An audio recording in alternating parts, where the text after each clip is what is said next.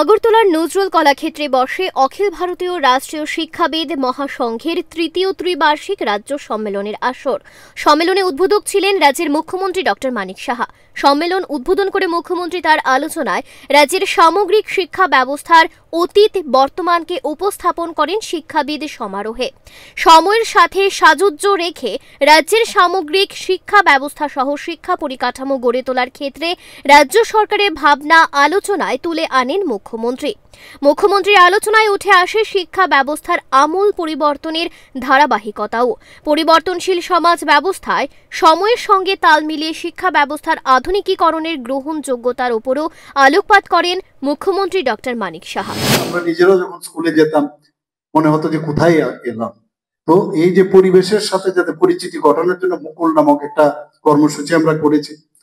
29 থেকে বাড়িয়ে আমরা প্রাথমিক যে সরকারি প্রাথমিক বিদ্যালয়ের সংখ্যা আগে 29 ছিল, সেখানে 236টি আমরা করেছি।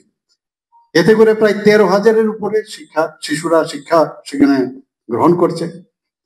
এবং সহর্ষ একটা কার্যক্রম, সহর্ষ মানে আনন্দদায়ক শিক্ষা, সেই কার্যক্রমও আমাদের ক্লাস 1 থেকে 8 যারা আছে পড়াশোনা করছেন তাদের জন্য সহর্ষ কার্যক্রম রেখেছে। PM পোষণ প্রকল্পের যে মনিটরিং ব্যবস্থা, সেই ব্যবস্থা হয়েছে। 125টি বিদ্যালয়কে আপনারা জানেন যে CBSE যে এফিলিয়েশন নিয়ে আমরা বিদ্যাজ্যোতি স্কুল আমরা করেছি। প্রথমে অনেকে অনেক কথা বলেছে যে বিদ্যাজ্যোতি স্কুল হয়েছে ইংলিশ মিডিয়াম স্কুল, আর রেজাল্ট গত বছরের খুব খারাপ হয়েছিল। সেই জায়গায় এখন কিন্তু প্রায় 86% রেজাল্ট এখানে পাশ করেছে। 100% প্রায় 15টি বিদ্যালয় হয়েছে দশম শ্রেণী বোর্ডে, এবং দ্বাদশ শ্রেণীতে দেখা গেছে প্রায় 5টি বিদ্যালয়ে 100% হয়েছে। এই যে এগুলো প্যারামিটার, এতে থেকে বোঝা যায় যে আমরা ঠিক পথে চলছি। এখানে যেখানে টিচার দরকার, remedial class, English speaking hour, mentor session, virtual guidance, এগুলো ব্যবস্থা আমরা করেছি।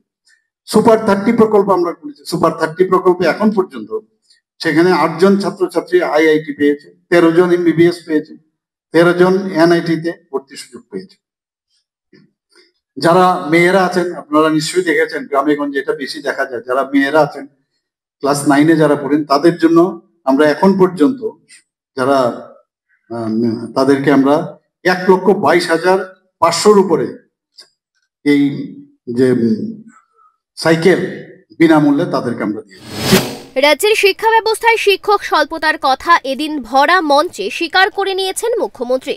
অবসরের কারণে রাজ্যের শিক্ষাঙ্গনগুলিতে শিক্ষক স্বল্পতা দূর করতে রাজ্য শিক্ষা দপ্তর যে নিরন্তর প্রয়াস জারি রেখেছে তার কথাও জানিয়ে গেলেন সভা মঞ্চে। আগেও আমার কাছে এই বিষয়ে অনেকবার বারবার কথা হয়েছে। বিশেষ করে শিক্ষক কর্মচারীদের ওখানে যে একটা গ্যাপ সৃষ্টি হয়েছে বহুদিন ধরে, অনেকে অলরেডি রিটায়ারমেন্টে চলে গেছে আমার কাছে যা খবর। সেই বিষয়ে অলরেডি একটা আলোচনা আমি করেছি, আধিকারিকদের সাথে আমি কথা বলেছি। তারপরেও অনেক বিষয় আমি জানলাম যখন বক্তব্যের মাধ্যমে, যেগুলো আমার নেক্সট টাইম ডিসিশন নিতে অনেকটা সুবিধা হবে। কিন্তু যে বিষয়ে আমাদের রাষ্ট্রবাদী চিন্তাধারায় আমাদের যিনি সর্বভারতীয় ট্রেজারার মহোদয় বললেন, আমি ভেবেছিলাম ওইভাবে কিছু একটা সম্মেলন এখানে হবে। কিন্তু বহু পুরনো স্টাইলে যেভাবে হতো আগের কনভেনশন, বা আমিও সেক্রেটারি ছিলাম একটা অ্যাসোসিয়েশনের বহু বছর, এখানে আসলেই কোনো মন্ত্রী বা কেউ থাকলে কি কি দাবি দেওয়া সেটা আগে বলতো। কিন্তু সেটা পূরণ করে দিয়েছেন আমাদের ট্রেজারার মহোদয় এত সুন্দরভাবে, কি উদ্দেশ্যে, লাস্টে দিয়ে একটা লাইন বলেছে। সেটা হলে আমার কাছে আরো ভালো লাগতো। যাই হোক, ডোন্ট ওয়ারি, আমি এটাকে অন্যভাবে নেইনি।